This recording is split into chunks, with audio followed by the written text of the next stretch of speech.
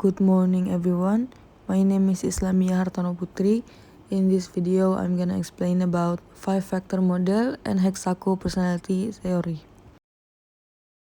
So the first thing we're gonna discuss is the overview.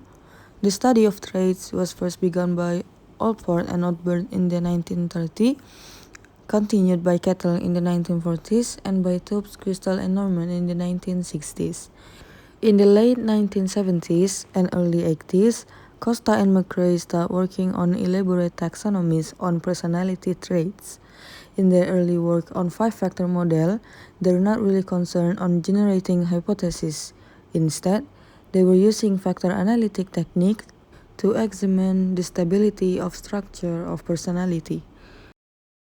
Next is the discovery and description of 5-factor model. McRae and Costa were first arguing, over 3-factor model of personality in 1983. Until 1985, they began to report work on the 5 factors of personality. This work ended up on the new 5-factor personality inventory, NEO-PI, which was a revision of an earlier unpublished personality inventory that only measured the 3 dimensions, N, E, and O. McRae and Costa then agreed along with Hans Eysenck that personality traits are bipolar, which means it has 2 sides, and follow a bell-shaped distribution, which lead to most people score near the middle of each trait and only few people score at the extremes. Just like an IQ, most people score near the middle and some people either very low or very extreme. Move on to the next topic. Now I'm gonna explain about each 5 of the factor model, starting from extraversion.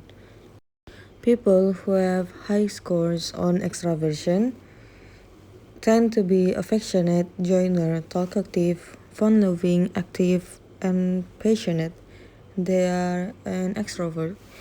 And an introvert, which are people who have low scores on extraversion, tend to be reserved, loner, quiet, sober, passive, and unfeeling.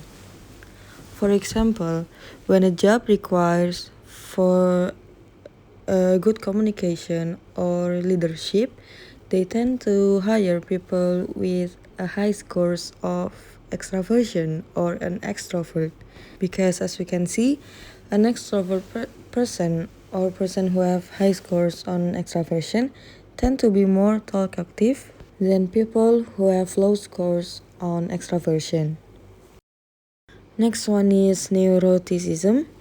People who have high scores on neuroticism tend to be more anxious, temperamental, self-pitying, self-conscious, emotional, and vulnerable, while people who have low scores on neuroticism tend to be calm, even-tempered, self-satisfied, comfortable, unemotional, and hardy. For example, a job that requires to be calm no matter what the situation is, maybe such as flight attendant, tend to hire a calm person or a person who have low scores on neuroticism. Next, we have openness.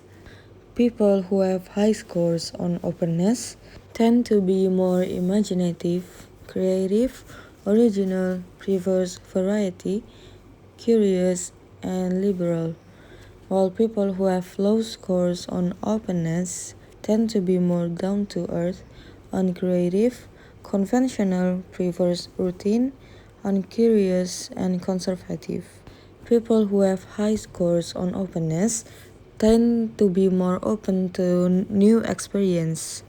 They are curious, and people who have low scores on openness tend to stick to their routine. After openness, we have agreeable.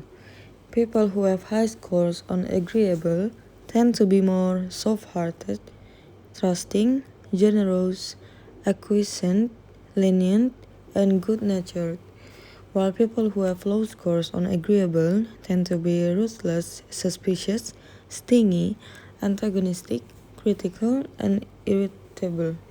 For example, a job that works on securing something tend to hire people who have low scores on agreeable because they are looking for someone who is suspicious. If you are working on a security system, then you have to be suspicious. And the last one of the 5-factor model is conscientiousness.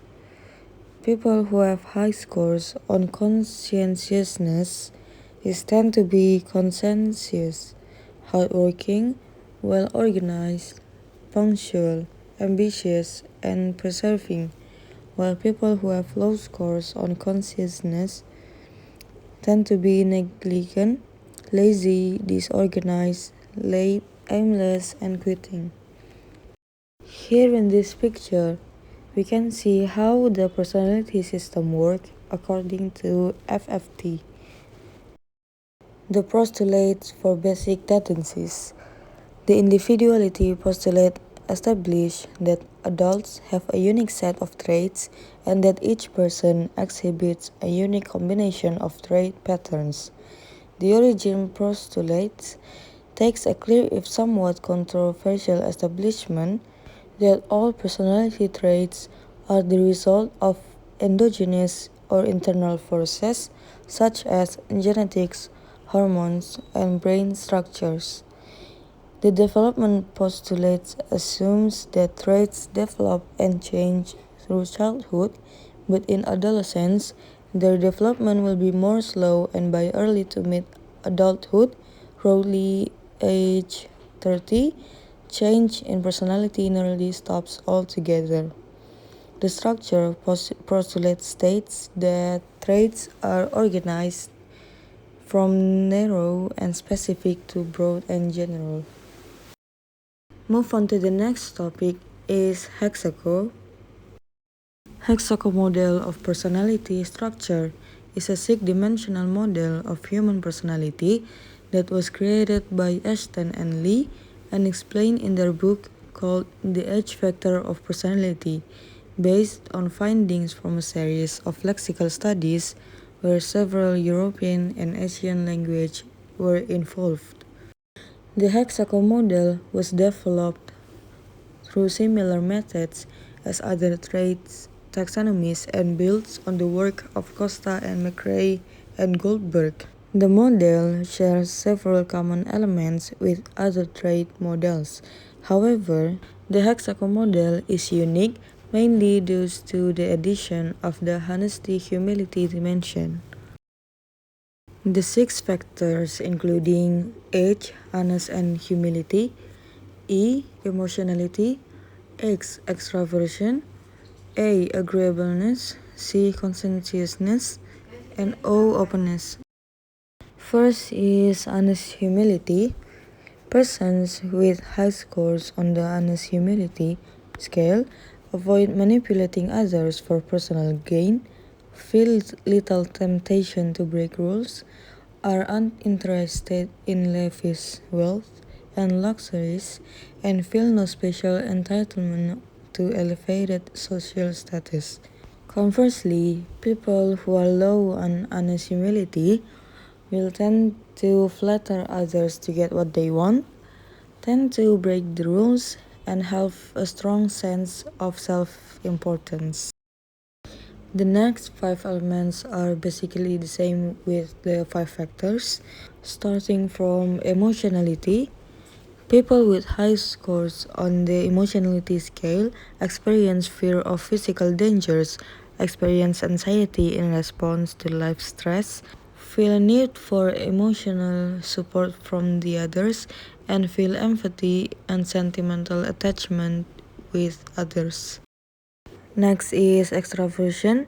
People with high scores on the extraversion scale feel positive about themselves, confident when leading or addressing groups of people, enjoy social gatherings and interactions, and experience positive feelings of enthusiasm and energy. Agreeableness. People with high scores on this forgive the wrongs that they suffered, are lenient in judging others, are willing to compromise and cooperate with others, and can easily control their temper. They are most likely to avoid arguing with others. Next is conscientiousness.